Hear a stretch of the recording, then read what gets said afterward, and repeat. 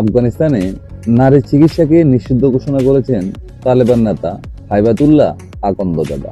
তিনি এও দাবি করেন, নিষিদ্ধের এই দাবিটি স্বয়ং ঐশ্বরিক আদেশ। নারী চিকিৎসাকে নিষিদ্ধ করার ফলে চতুর্থ বর্ষের মহিলা চিকিৎসকেরা সার্টিফিকেট থেকে বঞ্চিত হয়েছেন। পুরনো অনেক মহিলা ডাক্তার ওই দেশ থেকে পালিয়ে গিয়েছেন। নতুনরা কোনো চাকরি পাচ্ছেন না বর্তমান তালেবান শাসিত রাষ্ট্র আফগানিস্তানে। নারী চিকিৎসককে নিষিদ্ধের কারণ হিসেবে আরেকটি লজিক হচ্ছে, আফগানিস্তানে এখনো কোনো নারী ঘর থেকে বের হলে মহরম নিয়ে যেতে হয়, অর্থাৎ একটি পুরুষকে নিয়ে যেতে হয়। সেই ক্ষেত্রে একটি মহিলা চাকরি করলে তার সাথে একটি পুরুষ অলসভাবে সারাদিন বসে থাকতে হয়, এবং তা যথাযথভাবে পূরণ হচ্ছে কিনা তালেবান সরকার তা কঠোরভাবে পর্যালোচনা করেন। হাসপাতালের প্রধানকে কোনো নারী চিকিৎসকের সাথে বৈঠকেও জরিমানার সিস্টেম রেখেছেন এই দেশের সরকার।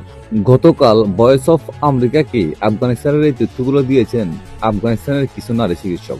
আফগানিস্তানে নারী চিকিৎসা নিষিদ্ধের এই ব্যাপারটি আপনার কাছে কেমন লেগেছে অবশ্যই কমেন্টসে বলে যাবেন।